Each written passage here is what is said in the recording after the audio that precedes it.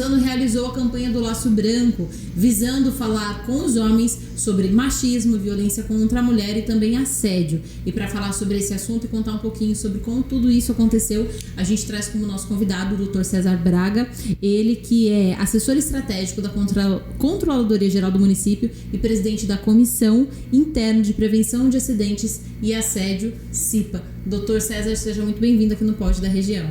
Obrigado, agradeço o convite, agradeço a atenção pelo tema também, que é muito importante a gente tratar desse tipo de assunto, já estou à disposição. Dr. César, vamos falar então sobre a campanha do Laço Branco. Ao longo desses últimos meses, aqui no nosso podcast, a gente sempre tem falado sobre as questões relacionadas à violência contra a mulher. E sempre a gente tem falado sobre o ponto de vista da mulher, né? E agora eu acho que o grande diferencial da campanha do Laço Branco é quando os homens estão envolvidos. E são homens que falam para homens. Eu queria que o senhor contasse, explicasse para as pessoas como é que funciona essa campanha. A campanha do Laço Branco, ela surgiu, não é de hoje, na verdade, é uma campanha que ela é mundial, né? É uma campanha que, historicamente falando, só para contar rapidamente o contexto histórico da situação, no Canadá, em Montreal, na cidade de Montreal, em 1989, por conta de uma discussão que versava sobre mulheres ingressarem num curso de engenharia mecânica na Escola Politécnica de Montreal. Um dos estudantes, ele não conformado com essa possibilidade de mulheres ingressarem num curso que ele entendia que era só para homens, ele não se conformou com essa situação. E lá em 89, ele entrou armado na Escola Politécnica, pediu que 50 homens se retirassem da sala e lá permaneceram 14 mulheres. E essas 14 mulheres ele assassinou naquele momento, em um episódio que ficou conhecido como o Massacre de Montreal. A partir daí, movimentos históricos de defesa das mulheres e outros tantos se mobilizaram. E, surpreendentemente também, os homens da instituição, eles passaram a promover alguns encontros para dar um basta na situação de não ficar taxados como homens que eram violentos e que eles também não aceitavam. Eles entenderam que sim, existem historicamente homens que agridem mulheres, que violam o direito das mulheres, mas eles naquela instituição eles quiseram dar um basta nisso. E aí eles lançaram uma campanha que envolvia um laço branco, com uma situação de equidade entre gêneros e paz. Então eles lançaram em 1991, naquela instituição, eles lançaram a campanha intitulada até hoje como campanha do Laço Branco, Homens pelo Fim da Violência contra as Mulheres. E doutora, eu queria que o senhor explicasse como que vocês trouxeram essa campanha para Suzano, no sentido de quais ações foram feitas, né? Porque a partir aconteceu esse marco histórico, né?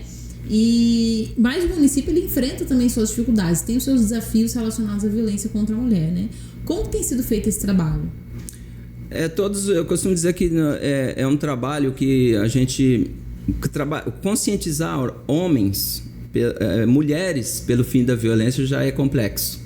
Então, como eu não tenho lugar de fala nesse espaço de mulheres, esse universo que é mais amplo que o nosso universo masculino, eu vou me ater só a esse detalhe dos homens, de conscientizar homens, de conversar com homens.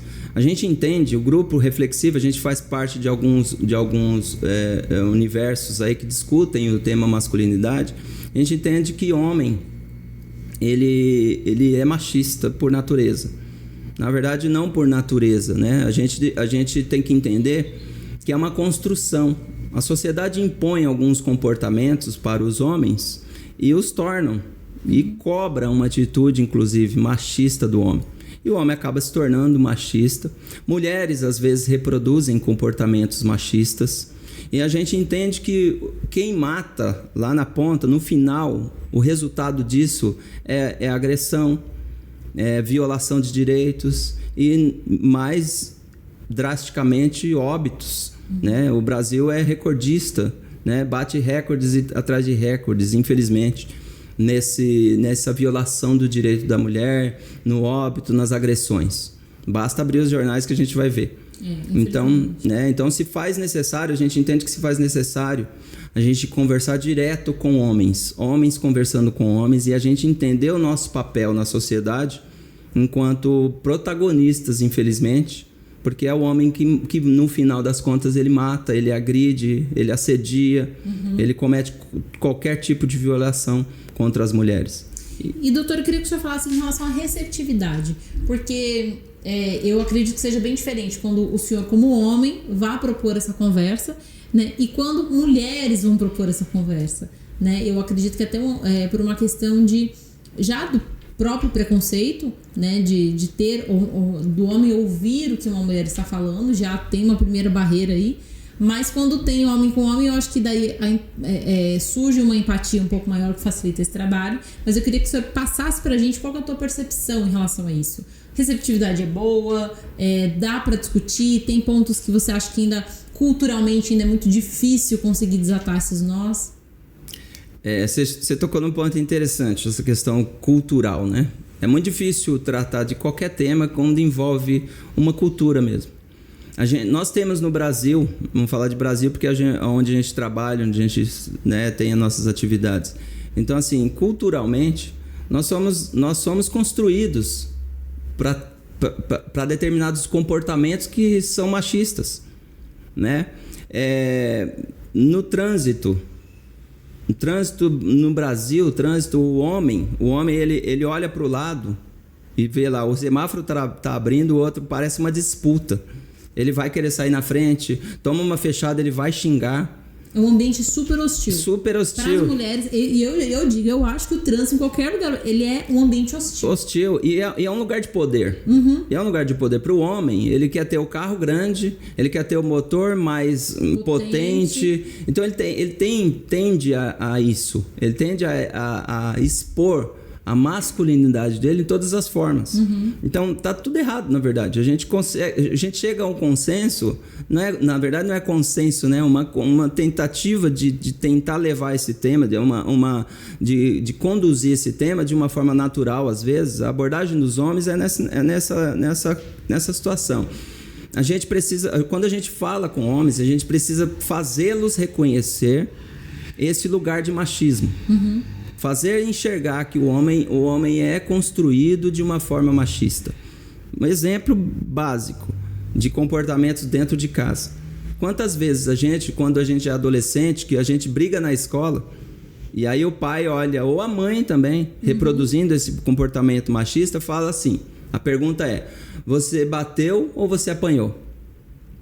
E aí vem o outro ponto de vista. Ah, você apanhou? Então você volta lá amanhã e você vai bater. Porque se você apanhar de novo, você vai apanhar aqui em casa de novo.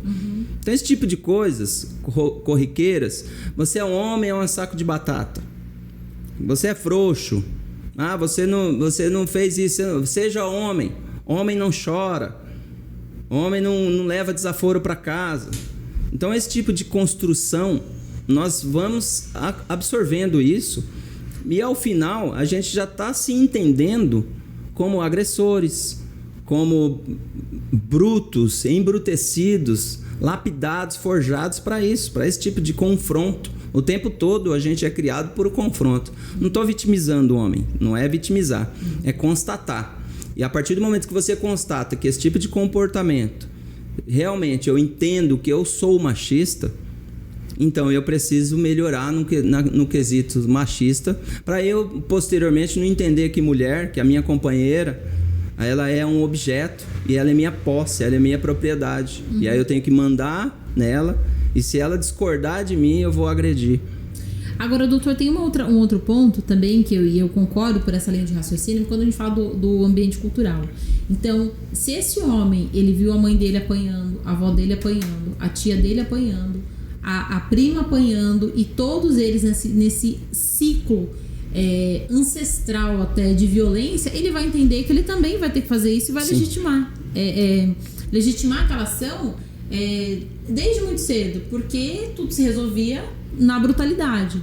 E aí quando a gente transfere para uma outra esfera, e aí você tem um choque, porque você tem aquela mulher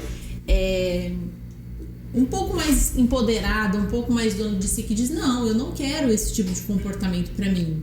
E aí que você tem os casos, infelizmente, e eu queria chegar nesse ponto, que quando a gente chega aos casos de feminicídio no nosso país, muitos deles são justamente quando a mulher diz o basta, quando ela não quer mais, né? Ela entende que aquele relacionamento não vai prosperar, e aí ela tenta se afastar, e aí ele volta e comete esses crimes tão bárbaros, né? Sim. Por isso a necessidade de se falar com o homem.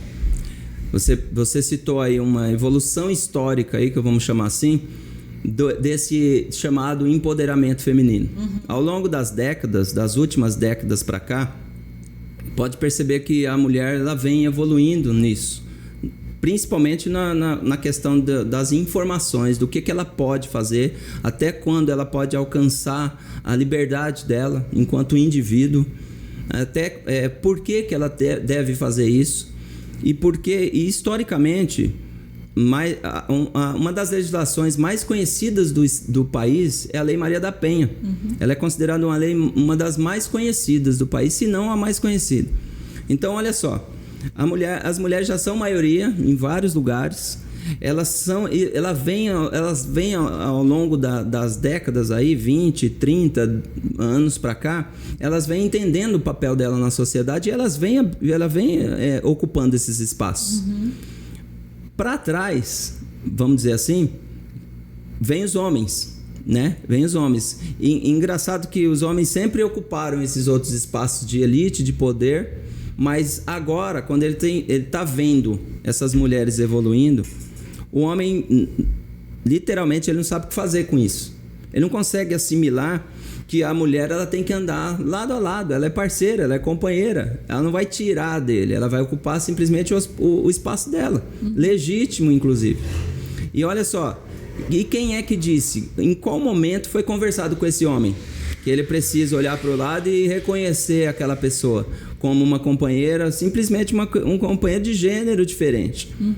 Ele nunca teve esse espaço, ele nunca foi, é o contrário. É o contrário.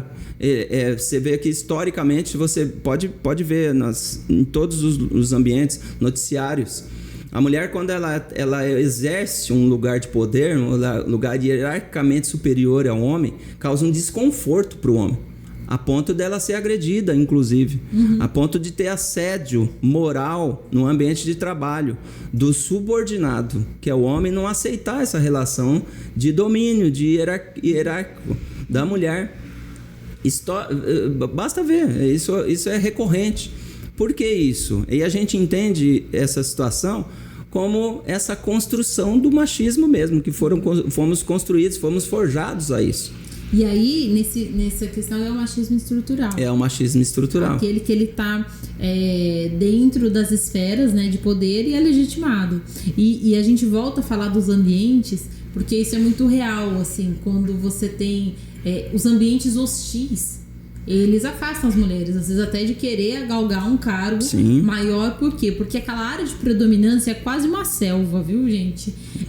Aquele território, ele foi demarcado. E se ela chega, porque são estilos diferentes, a mulher é mais cooperativa e o homem é mais impositivo, né? Tô falando em linha geral, tá? Também não estão querendo colocar isso. Sim. Mas assim, quando aquele território ele começa a ser ameaçado de alguma maneira, e aí se não tem esse trabalho, como é que fica, hein? Mas olha que interessante, você chegou num ponto bem... a questão do espaço, né? A gente definir espaço. Qual é o espaço da mulher, qual é o espaço do homem? Quando a gente chega, você já citou a questão do exemplo do local de trabalho. Nós estamos partindo do princípio, então, que no local de trabalho já é o local que você vai ter que disputar, com unhas e dentes, aspas aí, esse lugar. E aí você, mulher, você vai se desdobrar. Por quê? Porque você vai ter que provar sua competência dia a dia. Não só para você e não só para a empresa, mas também na questão de gênero, porque você já está rotulada como mulher, então, portanto, é um sexo frágil que você não vai conseguir atingir com a mesma maestria que se fosse um homem. Sim. Já tem essa disputa. Agora, se a gente voltar, por isso que eu falo que é uma construção. O machismo é uma construção. O comportamento machista é uma construção da sociedade como um todo, não só com o homem. O homem, ele convive com isso, ele aceita essa situação, que é uma situação confortável, de poder, né, de subjugar o outro gênero. E olha só, como que é historicamente mesmo. O homem, ele é convidado o tempo todo para ser da rua. A rua é o espaço dele. Lá em casa. A mãe fala, vai pra rua, moleque, vai brincar. Mas a menina não. A menina fala, você vai pra casinha, você vai aprender a lavar louça, você já arrumou sua cama, você já arrumou... dá uma boneca pra ela e fala pra ela cuidar. O homem não. O homem, ninguém dá uma boneca pra ele e fala, quando você for homem, você vai ter filhos. Eu preciso ensinar pra você como que você vai ninar um bebê. A mulher já não, a mulher já tem todo esse trato. E aí quando a mulher ousa sair pra rua, pra brincar de bola, futebol com o homem, ela já é lá na pequena infância. Na primeira infância ela já vai ser humilhada, vai ser massacrada, vai ser rotulada. Por que não? A própria mãe, o próprio pai já vai falar, o que você tá fazendo aí? Jogando bola, brincando na rua, conversando na rua. Ela já vai falar, não é seu espaço. E aí ela entende que não é o espaço dela. E aí hoje, na ponta, quando vira um adulto, que ela sai na calçada com umas colegas, ela sai à noite, ela está na rua, local de homem. E aí ela é rotulada, ela é massacrada, ela é humilhada, ela é violentada. Por quê? Porque está no espaço que é de homem. Olha como é a construção. Hoje, todos sabem, se a pessoa sai na rua, mulheres saem na rua, ela está passando 7, 8 horas, qualquer horário, na verdade, não tem nem mais horário. Se ela está andando numa calçada, vem do outro lado lá, dois, 3 homens, o que a mulher vai fazer? Ela vai trocar de calçada, ela vai atravessar a rua, vai para outra calçada, porque ela não quer ter esse confronto, porque ela sabe que ela vai sofrer assédios, vai sofrer todo tipo de violência, um olhar mais malicioso. Então por quê? Porque o homem entende que aquele espaço da rua é dele. E aí ele não consegue conviver com isso. Essa construção que eu tenho batido nessa tecla, que a gente precisa começar a tentar desconstruir. Não é fácil. Você falou da abordagem do homem, de homem para homem. Abordar um homem falando assim, olha para ele, imagina, nessa sociedade machista que a gente vive, que é terrível, você chegar para o homem e falar assim, olha, a gente precisa discutir masculinidade. Dizer para você que existem homens gays, que existem homens que são trans, que existem homens que são bi, que existem homens, o universo é enorme. A gente pode fugir disso, existe a pluralidade de pessoas. E eu dizer para homem que a gente precisa discutir o machismo. Mas por que discutir o machismo? Ainda mais agora que está muito polarizado, as coisas estão muito polarizadas. Você fala que você precisa desconstruir esse machismo e é uma coisa gradativa. Não tenho uma pretensão de dizer aqui que a gente precisa... a gente vai fazer uma campanha que a gente vai falar para o homem. Acho que as campanhas são mesmo um ambiente interessante para se fazer. Um ambiente de dar um start, pelo menos. De chamar a atenção, falar, opa, peraí, algo está errado. Se eu estou agindo dessa forma, eu preciso agir de outra forma. Eu preciso ser menos agressivo. Eu preciso, sei lá, dentro da minha casa. Começo em casa e depois na sociedade, eu começo a entender que eu preciso mudar. Porque os números são enormes, são absurdos. Eu não quero conviver numa sociedade, eu me recuso a imaginar que isso a gente tem que naturalizar esse tipo de coisa. Sim. E, inclusive, para a gente colocar também até só um dado, a gente teve um último levantamento de 500... vou até confirmar depois a informação, mas 500 milhões de crianças que nasceram e não têm a paternidade reconhecida. Por essa ausência de responsabilidade, né, que a gente está vivenciando hoje também no nosso país. Né? A ausência de... E é muita dualidade, porque é um sentimento de posse... Mas ao mesmo tempo, eu quero ter posse sobre você, mas eu também não vou ser responsável por essa família. Né? Eu quero que ela exista ali numa caixinha e quando eu quiser eu uso ou não. E aí a gente chega com tantos casos de tantos conflitos, de tantas famílias sem referência e famílias que hoje desconstruídas. né? Sim. Porque sequer chegaram a ser Sim. construídas, né? Naquela referência de pai, mãe, né? E as crianças. E só vou, para quem vai nos assistir nesse podcast, você que vai presentear seu filho no final de ano, com um presente de Natal, uma ótima reflexão. Saber o que você vai dar pro seu filho, né? Sim. Porque o brincar também. O brincar é uma linguagem extremamente linda, mas pra criança, ela informa muita coisa. Nossa, muito. Muita coisa. Totalmente. Eu tenho uma coisa que eu falo quando a gente conversa sobre esse tema. Eu sempre pontuo uma passagem que teve minha, pessoal. Eu tenho 2 filhos, Laura e Lucas. Lucas tem hoje 11 e Laura tem 18. Mas quando o Lucas tinha lá seus 4 anos, ele foi fazer uma atividade na escola. Olha como é estrutural. Olha como o machismo é estrutural. E inclusive no ambiente, em escola também, a gente vivencia muito isso. Aí tinha lá uma atividade que a professora passou para ele, me recordo muito bem. Eram 10 desenhos de brinquedos. E a atividade era: Lucas, todos os alunos, você vai pintar aqui os brinquedos que você brinca. Quais são os brinquedos que você brinca? Aí tinha lá, né? Estrategicamente colocado lá, tinha 5 brinquedos, né? Aspas aí, de menina, e 5 brinquedos de menino. Tinha bolinha, tinha carro, tinha, enfim, bonecas e tal, aquela coisa toda. O Lucas, meu filho, sempre ele brincou com a irmã. A pessoa mais próxima dele, a amiga mais próxima dele era a irmã, sempre brincou com a irmã. Então lá em casa tinha brinquedos de menina e brinquedos de menina. Ambos brincavam com todos. Ela brincava de bola, ele brinca com casinha e chama ele para brincar com a casinha, para ele ser o papai, e ele fazia aquela interação. E o que o Lucas fez? Ele pintou todos os brinquedos.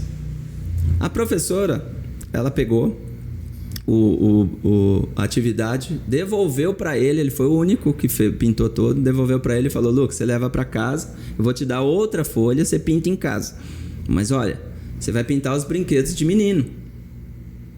Ele falou: tia, 4 anos, mas eu brinco com esses brinquedos também da minha irmã.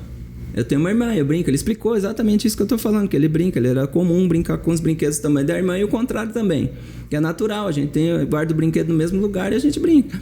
Ela falou: não, você vai pintar os brinquedos de menino. E aí eu não deixei ele pintar. Eu falei, ele me explicou isso, não deixei ele pintar e falei: você vai voltar lá e vai falar pra professora que o seu tá certo. E ela, não contente, ela no outro dia voltou. Aí, para explicar, depois a gente foi na escola conversar, a mãe também, minha esposa, foi conversar lá explicando: mas tá errado esse tipo de atividade. Mas olha só, aí acende um alerta. Passa naquela situação, a gente começa a tentar olhar e falar: gente, não, é uma construção, a gente começa a entender. E tem coisas, claro, vai levar tempos pra gente conseguir alcançar lá um objetivo, lá na frente, da gente olhar para trás. Talvez, a minha esposa fala muito disso, eu concordo com ela, vai chegar um momento, talvez eu não consiga, eu já tenho 50 anos, talvez eu não consiga ver isso ainda. Mas eu entendo, eu sou otimista, eu acho que vai chegar uma época que a gente vai olhar para trás e vai perguntar, vai contar para os nossos netos, não sei quem, ou as pessoas vão falar, sabia que lá no dia 6 de dezembro de 2023, eu falei data, né? Mas enfim, em certo dia, certa ocasião, nós estávamos lá falando sobre violência contra a mulher. Dizer o óbvio, que não pode. Você não pode agredir qualquer ser humano. E agredir uma mulher, o homem tinha que ouvir que ele não podia agredir. Sim.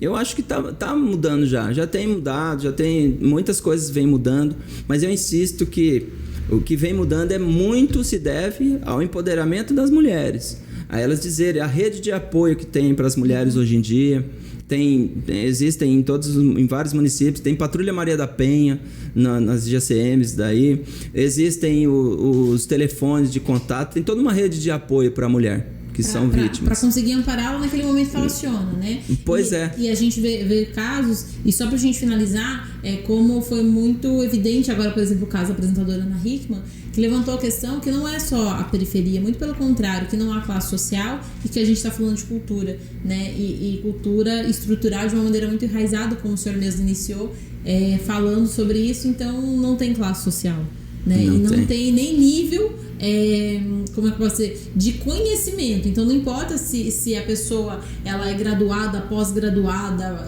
tem pós-doutorado, porque ela está sujeita a cometer os mesmos atos de violência. São em todos os níveis. E hoje ainda a gente tem a velocidade da informação. Imagina nas casas, a violência contra a mulher, ela ocorre desde a época lá da década de 30, 40, desde que o mundo é mundo existe violência contra a mulher, na verdade. Sim.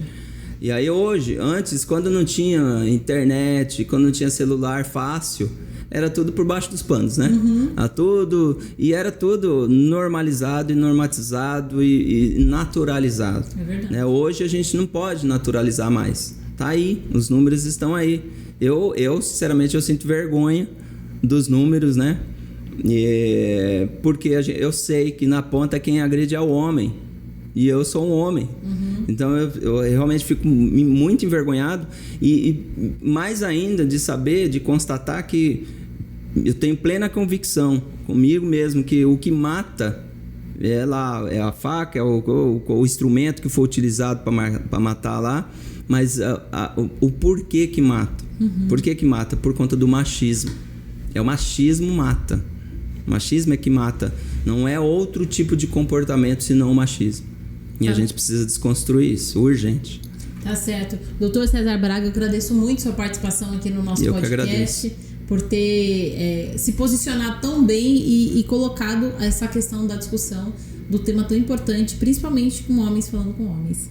Eu que agradeço a oportunidade, pode contar com a gente, nós estamos lá em Suzano, na Controladoria do Município, na CIPA. Mandar um abraço para o prefeito Rodrigo Achiuchi, que nos dá total abertura para tratar desse tema tão polêmico dentro do município, seja com servidores, seja para os munícipes e na região do Alto Tietê também.